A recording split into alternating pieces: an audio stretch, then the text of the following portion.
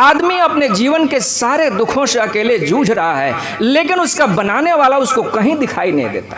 कितना भी मंदिर में घंटियां बजा ले, कितना भी मस्जिद से अजाने दे ले, कितना भी गिरजे और गुरुद्वारों में जाके प्रार्थनाएं कर ले, आज तक ईश्वर सामने उपस्थित नहीं हुआ है। सामने उपस्थित होकर कभी नहीं कहा कि बताओ तुम्हारे जीवन की क्या तकलीफ है, कि मैंने ही तुम्हें बनाया है इसलिए मेरी थोड़ी बहुत जिम्मेदारी है तुम्हारे प्रति। ऐसा कहता हुआ ईश्वर कभी दिखाई नहीं देता। नाथ है वो, लेकिन अनाथ छोड़ दिया है अपनी संतान को।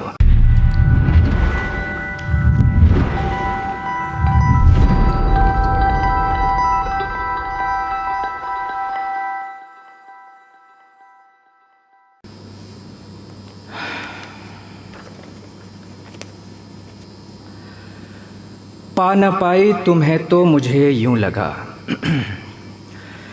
पा न पाई तुम्हें तो मुझे यूं लगा, जैसे खुद को है खोया तुम्हारी कसम। अपने दिल की ज़मीं पर तेरी याद में बीज अश्कों का बोया तुम्हारी कसम। छा गया था गमों का अंधेरा घना, दे के अपनी कसम कर दिया था मना। बस तुम्हारी कसम के लिए आज तक मैं ज़रा भी न रोई तुम्हारी कसम। राहें तकती रहें मेरी रातें तेरा, टूट जाए कहीं ना ये सपना मेरा। मेरे सपनों में ही आ न जाओ कहीं, इसलिए मैं हूँ सोई तुम्हारी कसम। पा न पाई तुम्हें तो मुझे यूं लगा, जैसे खुद को है खोया तुम्हारी कसम। मनुष्य के जीवन का एक ही दुख है, एक ही संताप है कि मनुष्य अपने स्रोत से बिछड़ गया है। मनुष्य के जीवन को अगर आप ठीक से देखें तो ऐसा लगता है कि बनाने वाले ने बना के और मनुष्य को फेंक दिया है एक वीराने में। जैसे कि बनाने वाले ने आदमी के जीवन के साथ एक बड़ा ही घनघोर मजाक कर दिया है, बना के और उसको छोड़ दिया अकेले कि अब तुम निपटो। तुम्हारे जीवन में जो भी दुख है, तुम्हारे जीवन में जो भी निराशा है, संताप है, उदासी है, बेचैनी है, इससे मुझे कोई लेना देना नहीं। तुम समझो अगर तुम्हारी धरती पे महामारी आ जाती है, मैं नहीं आऊँगा पूछने के लिए, तुम्हें खुद ही निपटना होगा। अगर तुम्हारा कोई दिल दुखा दे तो उस दर्द से तुम्हें अकेले ही निपटना है, मैं नहीं आऊँगा पूछने, मैं नहीं आऊँगा तुम्हारे दर्द पे मरहम लगाने। इस तरह से बनाने वाले ने आदमी को बना के और छोड़ दिया है कि जब आप सोचें तो ऐसा लगता है जैसे कोई बहुत भयानक मजाक कर दिया है ईश्वर ने आदमी के साथ। जैसे कि कोई अभिभावक अपने छोटे बालक को एक भीड़ भड़ाके में, एक मेले में छोड़ के और कहीं गुम हो जाए। बच्चा चिल्ला रहा है, तड़प रहा है, परेशान है, खोज रहा है, कहाँ हो कहाँ हो, वो कहीं नहीं दिखाई देता। ऐसे ही दशा कुछ आदमी और ईश्वर के बीच है। आदमी अपने जीवन के सारे दुखों से अकेले जूझ रहा है, लेकिन उसका बनाने वाला उसको कहीं दिखाई नहीं देता।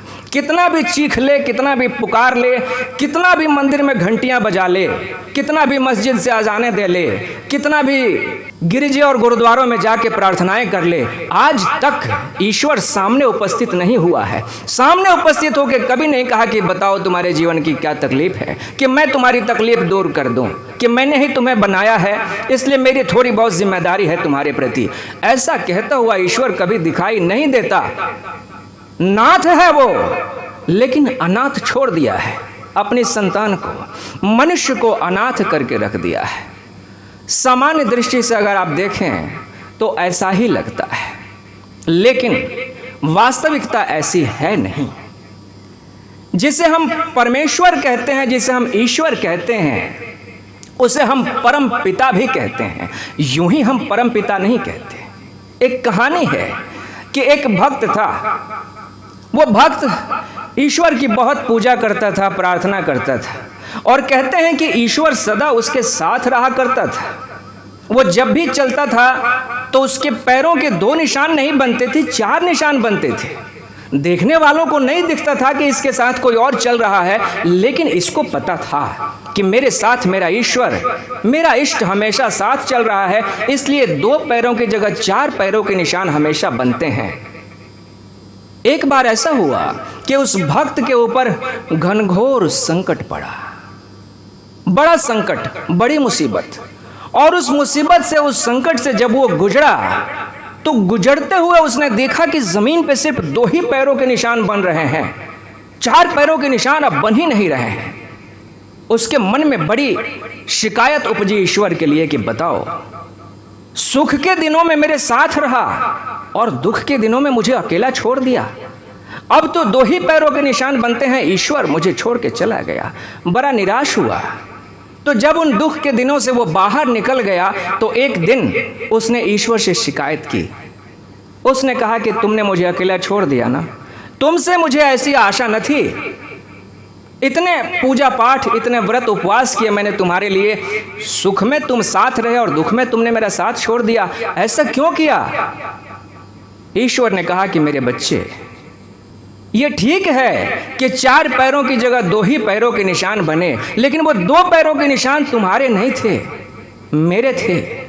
जब तुम दुख की घड़ी से, दुख के वक्त से गुजर रहे थे तो मैंने तुम्हें अपनी गोद में उठा के पार किया, इसलिए तुम्हारे पैरों के निशान बने भी तो बने कैसे, वो 2 पैरों के निशान मेरे थे।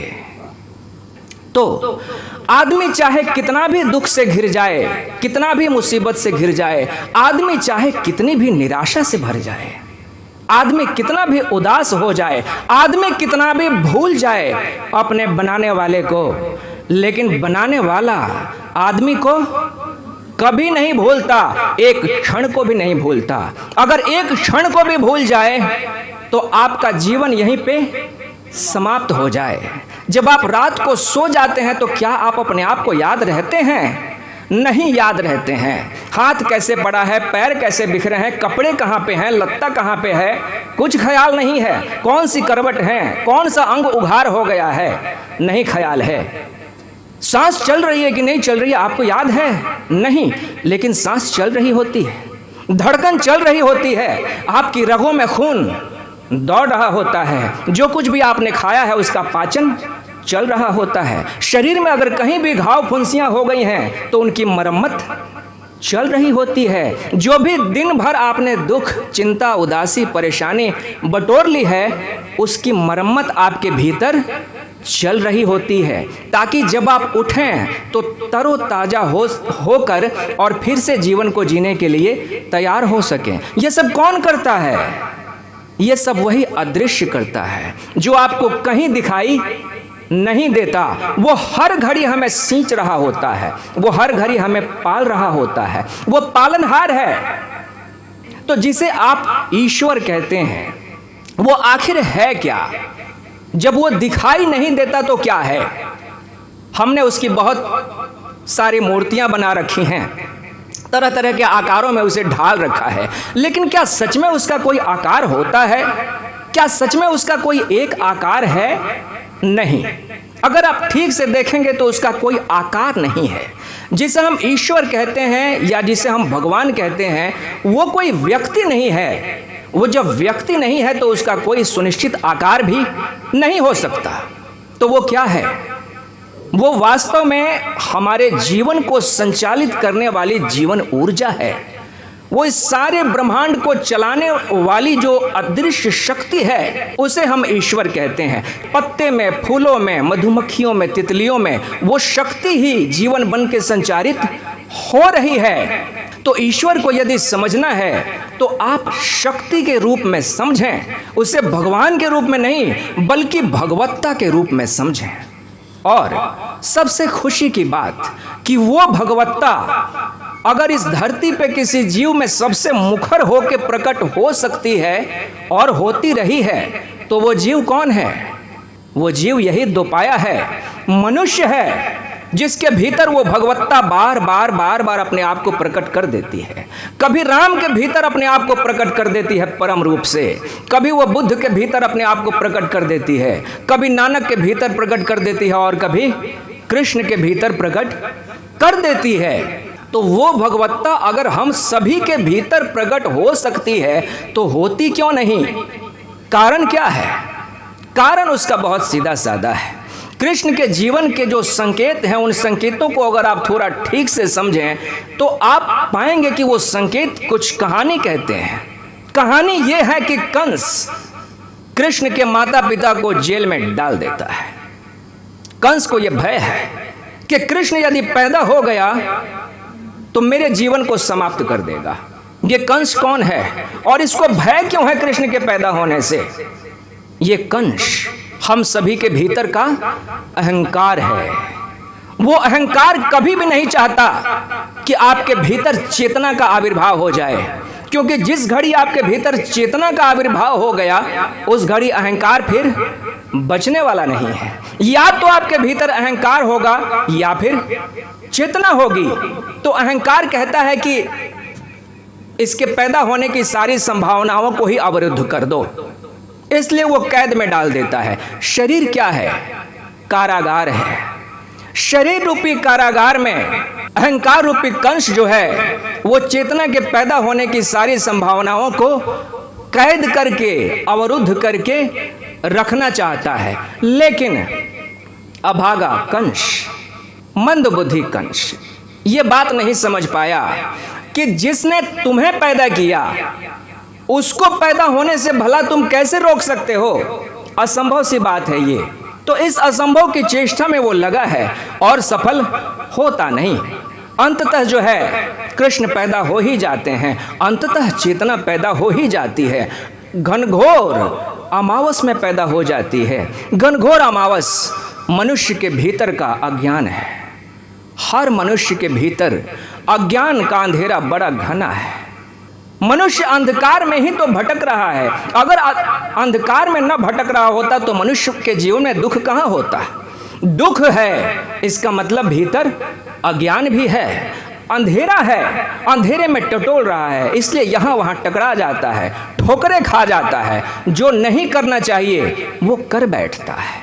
तो सातवें के बाद जो आठवां आएगा वो हत्या करेगा। तो आठवां क्या है? आठवें का संकेत क्या कहता है? देखिए, हमारे भीतर जीवन ऊर्जा का जो विकास है वो 7 चरणों से होके गुजरता है।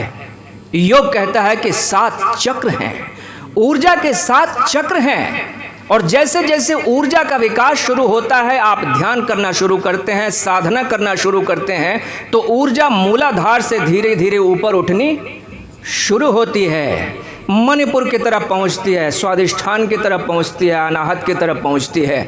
इस तरह से धीरे धीरे ऊर्जा का विकास शुरू होता है और ऊर्जा एक एक चक्र, एक एक द्वार को भेदती हुई आगे बढ़ती है। और जैसे जैसे आगे बढ़ती है वैसे वैसे आपके भीतर चेतना के पैदा होने की संभावना और प्रबल और प्रबल और प्रबल होती चली जाती है। लेकिन जब तक ये ऊर्जा, जब तक ये शक्ति आपके 7 चक्रों को भेद के ऊपर न पहुंच जाए, ब्रह्म के साथ एक न हो जाए, तब तक अहंकार के मिटने की कोई संभावना नहीं है। इसीलिए तो कंस जो है वो देवकी के पहले पुत्र को भी मार देता है, दूसरे को भी मार देता है, तीसरे को भी मार देता है, चौथे को, पांचवें को, छठे को भी मार देता है, क्योंकि शक्ति अभी इतनी मजबूत नहीं हुई है कि वो अहंकार का नाश कर सके। इस तरह से 7 चक्रों को भेद के और शक्ति जब ऊपर पहुंचती है तो 8वां पैदा होता है। 8वां अर्थात मनुष्य के भीतर की चरम संभावना, वो संभावना जहां तक मनुष्य विकसित हो सकता है, उसी संभावना को हमने इस देश में राम कहा है, उसी संभावना को हमने कृष्ण कहा है, उसी संभावना को हमने बुद्ध कहा है, शिव कहा है। वो मनुष्य के मनुष्य हो जाने की सबसे ऊपरी संभावना है, सबसे उच्चतम। यानी मनुष्य जितना विकसित हो सकता है इस शरीर में, उस आखिरी संभावना का नाम है कृष्ण चेतना। तो कृष्ण चेतना का विकास जो है 7 चक्रों की यात्रा के बाद होता है। तो इस तरह से कृष्ण पैदा होते हैं। जाहिर सी बात है कि कोई भी भक्त, कोई भी साधक इस धरती पे अगर परमात्मा के साथ एकत्व करना चाहता है, उसको पाना चाहता है, तो कौन सी चीज़ ज़रूरी है? संसार में करोड़ों लोग एक दूसरे के शरीरों को प्रेम करते हैं, स्त्री पुरुष को प्रेम करते हैं, पुरुष स्त्रियों को प्रेम करते हैं, सबका प्रेम दिव्य क्यों नहीं हो पाता? मीरा ने जिस समय कृष्ण से प्रेम किया उस समय कृष्ण धरती पे कहीं नहीं थे, शरीर में तो नहीं थे, लेकिन फिर भी मीरा दीवानी हो गई कृष्ण के लिए। इसका मतलब वो शरीर को प्रेम नहीं कर रही है, वो जो अशरीरी है, जो हर शरीर में तो बसता ही है लेकिन शरीरों के बाहर भी बसता है, वो हर जगह बसता है, मीरा ने उसको प्रेम कर लिया। तो जब भी आप भगवत प्रेम की बात करें तो इतना आप ध्यान रखें कि आप सिर्फ एक शरीर को प्रेम न करें, आप सिर्फ एक व्यक्ति को प्रेम न करें, बल्कि उस व्यक्ति के भीतर जो अव्यक्त बैठा हुआ है उस अव्यक्त को प्रेम करें। जब आप अपने बच्चे को प्रेम करें तो सिर्फ ऐसा मान के मत करें कि ये मेरा बच्चा है इसलिए मैं इसको प्रेम करूं, बल्कि ये मान के कीजिए कि इस बच्चे के भीतर वो बैठा हुआ है जो सारे बच्चों के भीतर बैठा हुआ है। इस तरह से समझ के अगर आप उस बच्चे को प्रेम करेंगे तब आप उसके भीतर भगवत दर्शन कर पाएंगे। सीधी सादी बात है कि दुनिया में सारी स्त्रियां अपने बच्चों को प्रेम करती हैं, करीब करीब सारी ही स्त्रियां कान घुमा के अपने बच्चों को कभी ना कभी कहती हैं कि मुंह में क्या ले रखा है, खोल दिखा जल्दी, क्योंकि उल्टी सीधी चीजें बच्चे मुंह में डाल ही लेते हैं। तो डाल लिया था कृष्ण ने भी ऐसे ही, मिट्टी खा रहे हैं, और यशोदा ने कान घुमा दिया कि दिखा क्या है, मिट्टी खा लिया तूने, झूठ बोल रहे हैं कि नहीं नहीं कुछ नहीं खाया, कहती है जल्दी दिखा। अब कान घुमा देती है इतना तेज कि मुंह खोलना पड़ जाता है, लेकिन जब मुंह खोलते हैं तो उस मुंह में कुछ और ही दिखाई देता है, कुछ ऐसा दिखाई देता है जिसकी कल्पना नहीं थी, ब्रह्मांड दिखाई दे जाता है। ऐसा कैसे हो गया? जब दुनिया की सारी माएं अपने बच्चों को प्रेम करती हैं तो सिर्फ यशोदा को ही अपने बालक के मुंह में दिव्यता क्यों दिखी? क्योंकि यशोदा ने सिर्फ उस बच्चे को एक शरीर समझ के प्रेम नहीं किया था, बल्कि शरीर से कहीं आगे बढ़ के उसको प्रेम किया था। वो मानती ही थी उसको भगवान, इस तरह से प्रेम किया था, इसलिए उस बच्चे के भीतर उसको भगवत्ता के दर्शन हो पाए। मोह से आगे बढ़ के प्रेम किया था, अच्छी तरह जानती थी कि मेरा बालक नहीं है, किसी और ने जाया है इसको, किसी और से शरीर से पैदा हुआ है, उसके बाद भी प्रेम किया। मोह से आगे बढ़ के जब आप प्रेम करने में समर्थ होते हैं तभी आपका प्रेम दिव्य हो पाता है। लेकिन हम प्रेम के नाम पे हम प्रेम जानते ही नहीं, हम सिर्फ मोह जानते हैं। मोह से ही हमारा प्रेम शुरू होता है और मोह पे ही जाके हमारा प्रेम समाप्त हो जाता है। मोह से आगे कभी हमारा प्रेम बढ़ ही नहीं पाता, इस कारण हमारा प्रेम कभी दिव्य हो नहीं पाता।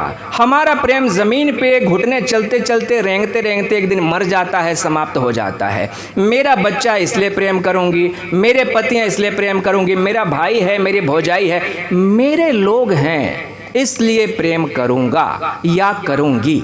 तो जब आप मेरे को प्रेम करते हैं तब आप व्यक्ति को प्रेम नहीं करते, तब आप अपने को ही प्रेम कर रहे होते हैं। ये मेरा चश्मा है इसलिए मुझे इससे प्रेम है, इसका मतलब कि मुझे मेरे से प्रेम है। अगर ये किसी और का चश्मा हो तो मैं कहूँगा मुझे इससे प्रेम नहीं है। तो जब आप मेरे को प्रेम करते हैं तो इसका मतलब कि आप अंततः मैं को प्रेम कर रहे हैं, अपने को ही प्रेम कर रहे हैं। तो इस तरह का प्रेम जो है वो सीमित रह जाएगा, क्षुद्र रह जाएगा।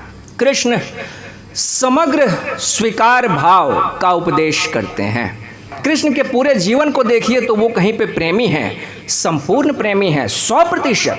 अगर कहीं वो मित्र हैं तो 100% मित्र हैं, अगर वो किसी के बेटे हैं तो 100% बेटे हैं, और अगर किसी के शत्रु हैं तो 100% शत्रु हैं। उनके जीवन में समग्र स्वीकार है, जहां जैसा वहां वैसा, यही उनके जीवन का दर्शन है। ये बात आपको दूसरे किसी मसीहा में नहीं दिखती, न बुद्ध में दिखती है, न राम में दिखती है, न नानक में दिखती है, न कबीर में दिखती है। सबके जीवन में एक अधूरापन है, सबने कहीं ना कहीं जीवन को थोड़ा बहुत छोड़ के रखा है, लेकिन कृष्ण ने जीवन को पूरा का पूरा गले लगा लिया है। थोड़ा सा भी जीवन का स्वाद उन्होंने छोड़ा नहीं है, इसीलिए तो हम उन्हें परम पुरुष कहते हैं। इसीलिए तो कहते हैं कि उनके जैसा आज तक कोई नहीं हुआ, संभवतः कोई हो भी ना पाएगा। तो चलिए अंत में एक और कविता मैं आपको सुनाना चाहूँगा। जो कविताएं मैं आपको सुना रहा हूँ, ये कविताएं हमारी एक साधक मित्र हैं, आरती अक्षरा, मध्य प्रदेश की रहने वाली हैं, कवित्री हैं, बहुत सुंदर कविताएं लिखती हैं। तो उनकी अगली कविता मैं आपको सुनाऊं। लिखा है उन्होंने कि शब्द कहाँ से लाऊं कान्हा, शब्द कहाँ से लाऊं कान्हा, गुण गाऊं गुणगान लिखूं, पोली से वंशी अधर पढ़ूं, जो सुर छेड़ो वो गान लिखूं। शब्द कहाँ से लाऊं कान्हा, गुण गाऊं गुणगान लिखूं, पोलिसी वंशी अधर पढ़ूं, जो सुर छेड़ो वो गान लिखूं।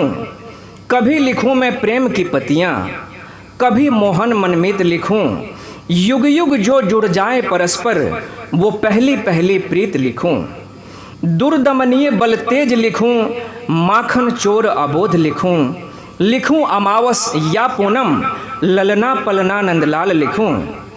मीरा के क्षीर में तुम्हें लिखूं, द्रौपदी चीर में छिपे लिखूं, मित्र सुदामा तार दिया, ग्वाल बाल गोपाल लिखूं।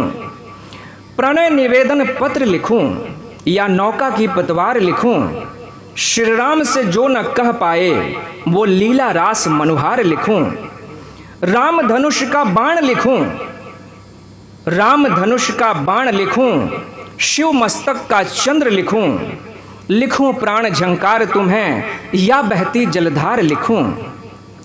रुक्मणी का तुम्हें नाथ लिखूं, राधा के प्रीत की जीत लिखूं, वरमाला हार गले डारूं, या हार के जीत की रीत लिखूं। सिंधु में तुम्हें बिंदु लिखूं, या बिंदु में सिंधु लिखूं, लिखूं वेद पुराण अथवा गीता, या उपनिषदों का सार लिखूं। मैं क्या लिखूं, मैं क्या लिखूं।